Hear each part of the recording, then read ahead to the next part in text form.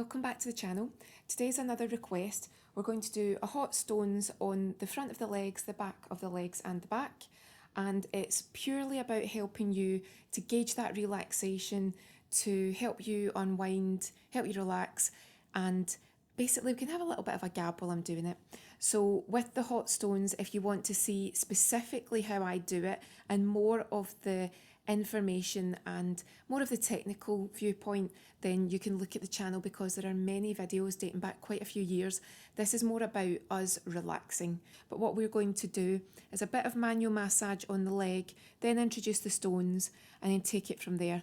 But as I say, this is more about us relaxing. So I'll do one leg where I talk, one leg where I don't. And hopefully you get the same level of relaxation as if we were in the room together.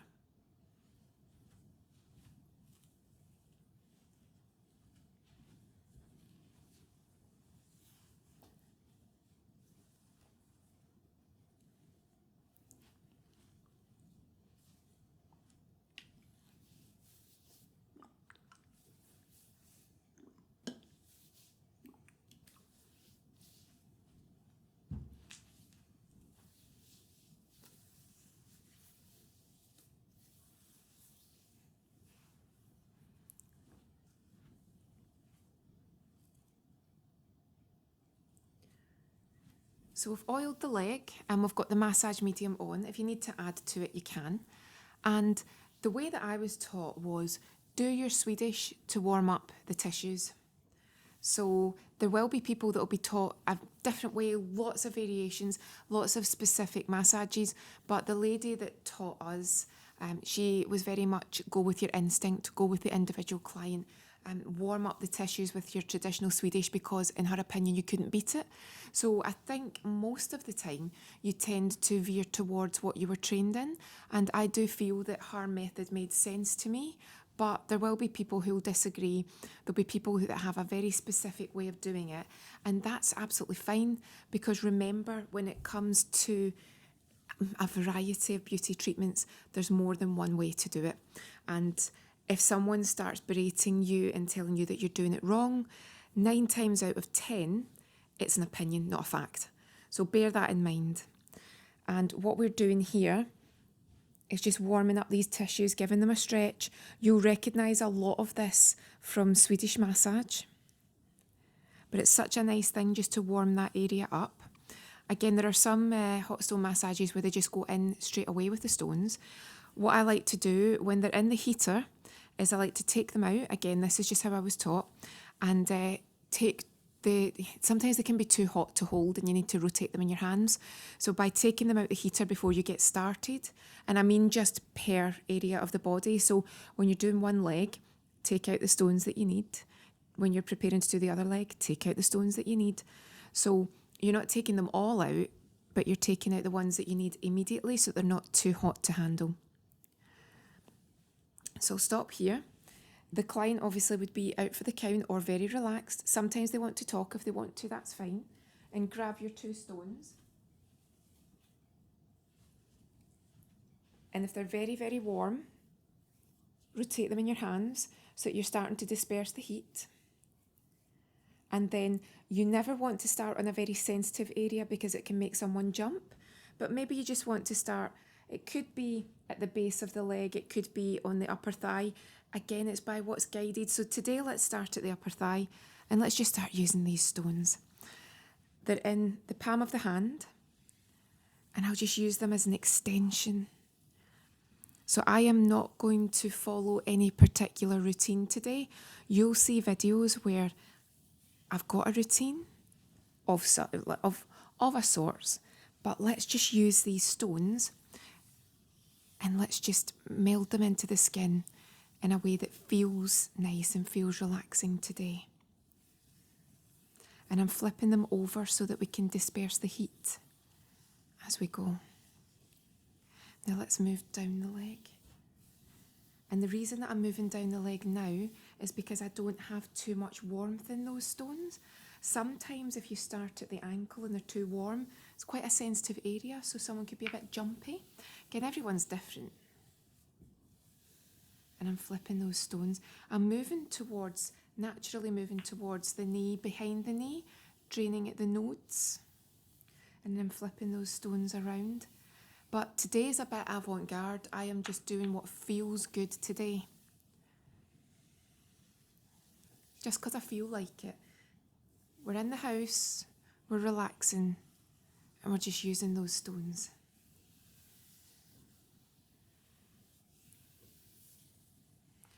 You can use them to do a bit of kneading.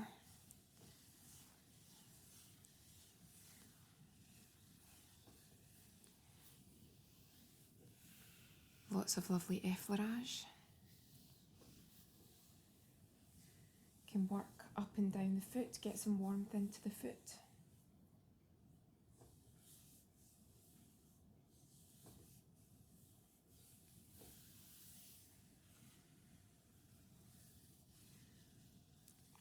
And then when you feel as if the warmth is starting to subside from the stones, what you can do is place one behind the knee, and then you could use the other one, but still use your other hand to manually work the skin. You can swap between the hands. Don't work on the bone, because that's uncomfortable with the stone. Don't work on the knee, because that would actually feel uncomfortable. Just use that stone until you feel that the heat's gone from it. I can really get into the underside of the foot. Get some warmth in there.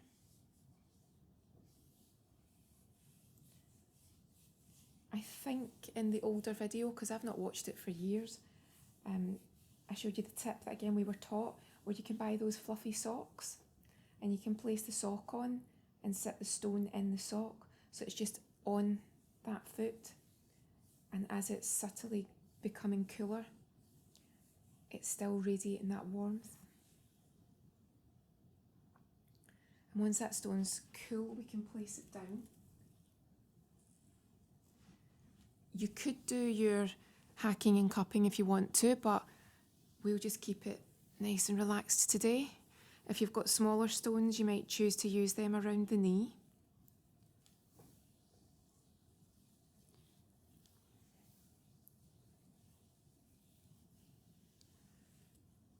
And then we can move on to the other leg, and I won't talk and you can see what you prefer.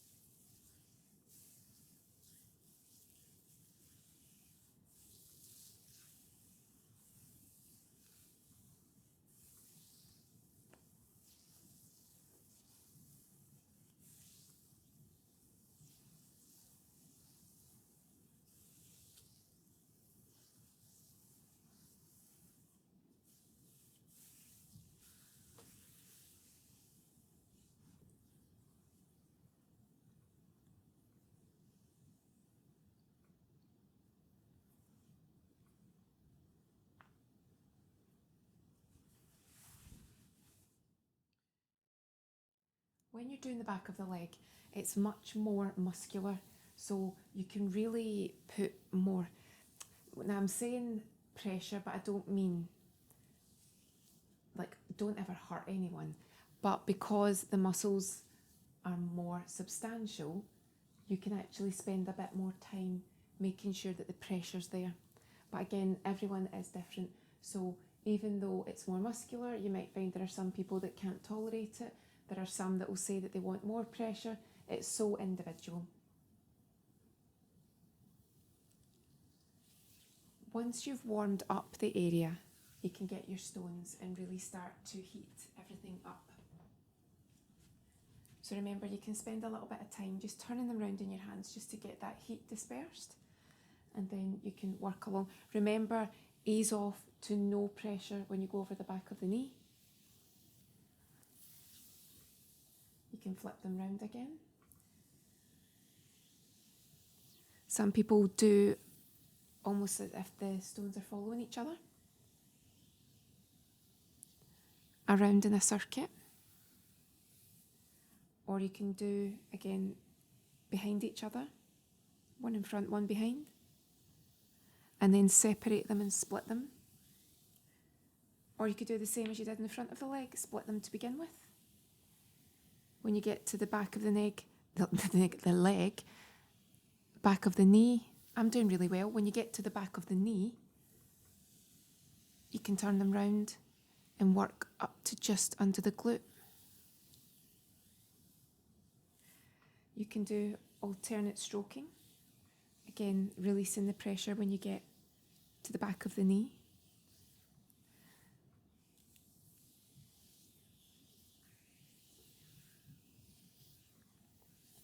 You can do kneading.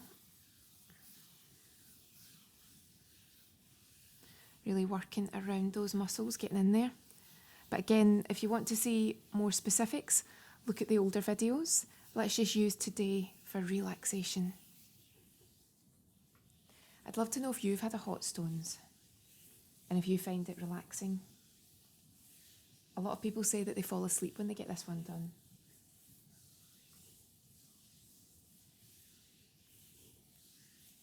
And again, when you feel as if the stones are cooling down, you can place one behind the knee, and you can spend, if it wants to sit there, and spend a bit of time just using the other one. Does that want to sit? There, that's better. Spend a bit of time using the remaining one that's warmer. Just gently easing off any tension, any tightness. And when there's still a little bit of heat in it, it's nice just to run it over the foot.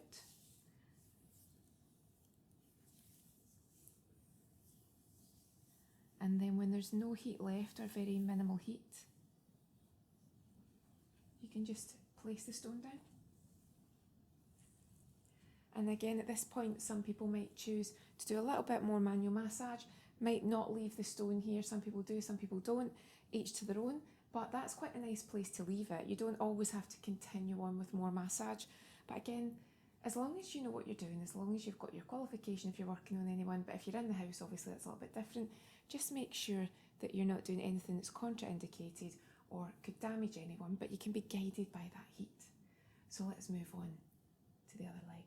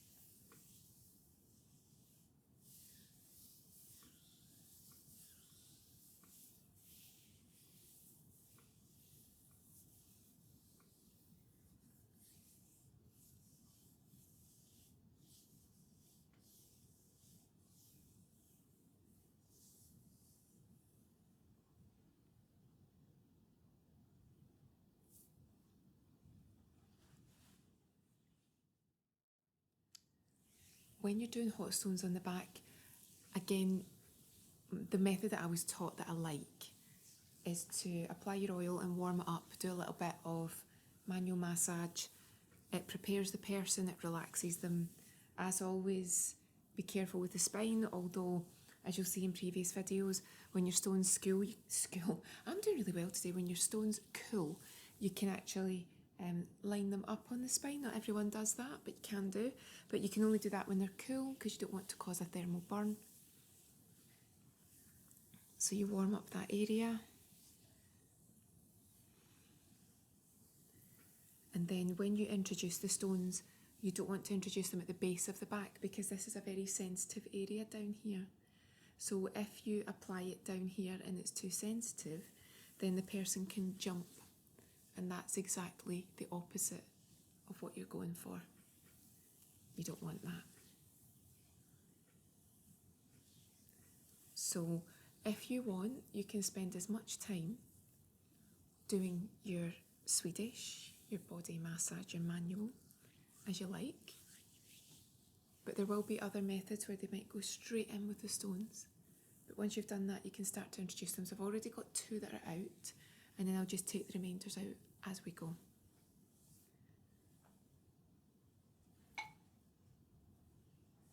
So I'm starting mid-back because these are not too hot, they've been out cooling. You can also start at the shoulders if you like, and you can work down. So I'm starting mid-back and I'm turning these stones over. And then I can start using them. They're in the palm of my hand, as you can see, and I'm just using them to effleurage. And then when it feels comfortable, you can flip them over, around the shoulders, flip them over if you want. Just be guided by what feels good, unless, of course, you're following a routine. If you're being assessed or you work for a company where you've got to follow a routine, obviously you can't just be guided. But I love being able to do what feels good on that particular person, keep it unique. But everyone's different.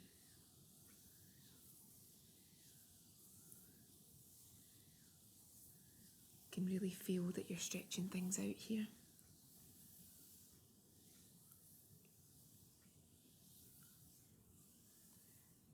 You can work around the hips. If you start to feel that the stones are getting cooler, you could even choose to sit one down, not too close to the body in case it makes the person jump again. You don't want that.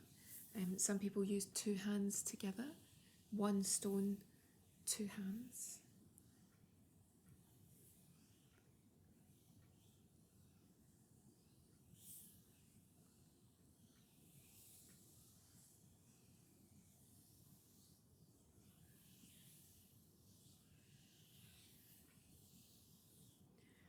You can do big stretches.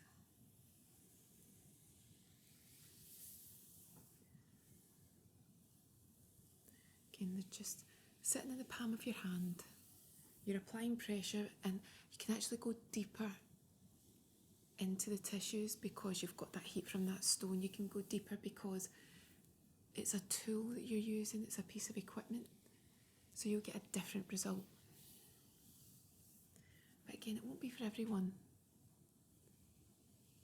And then what some therapists will do when they're finished, when they're nice and cool, is start to leave them building up on the back. So they'll just build up all those stones in a line. We won't do that today, but you can definitely do that.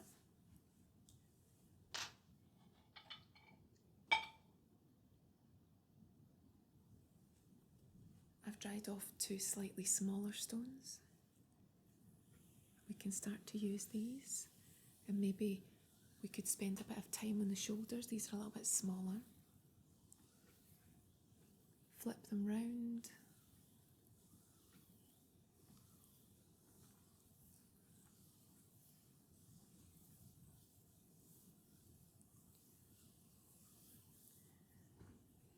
Maybe just stretch each side of the body, flip them round again, get that heat dispersing evenly. I can't walk round the bed, but you could walk round and repeat on the other side. But if you can't walk round, then what you can do is just try and alternate what you did the opposite way. But if it doesn't feel good, don't do it. But you can't always walk around the bed. Some treatment rooms are too small to do that, so you have to be guided by your situation. You can work around the neck, work around the shoulders,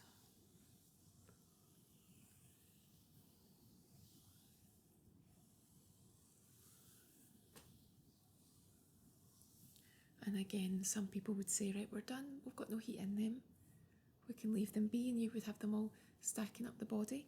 What I find is that can work, but sometimes when you're working, they might want to move about, so it very much depends on the back that you're working on, the stability. Sometimes you're trying to do that and the stones are like, no, we want to move. So again, everyone is different, so we won't do that today.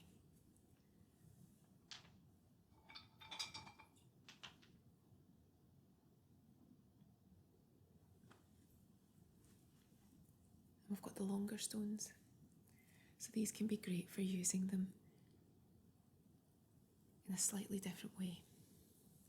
You can actually use these as a tool to work on knots and nodules. We can work down at the base of the back with these too. Start to see some erythema there. You do know too that if someone doesn't have a very good tolerance to heat, they're not contraindicated, but they don't have a great heat tolerance, then you can cool down your water. You don't have to have it set so high. But you can also have the opposite, where someone likes it hotter than your hands can handle, and that's where you have to say, sorry, I can't work with that, that's actually too hot for me. So everyone is different, but there is an average.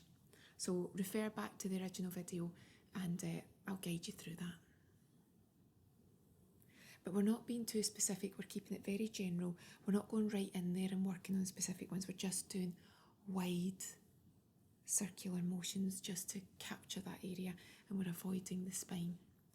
And then we can just slide. You can do the same at the base of the back, but I think we're just out of shot here, but you would do exactly the same at the base of the back. And then you can have these again, they're in your hand, stretching out. Stretching out, stretching out, working on the neck. These are great for just scooping up each side of the neck.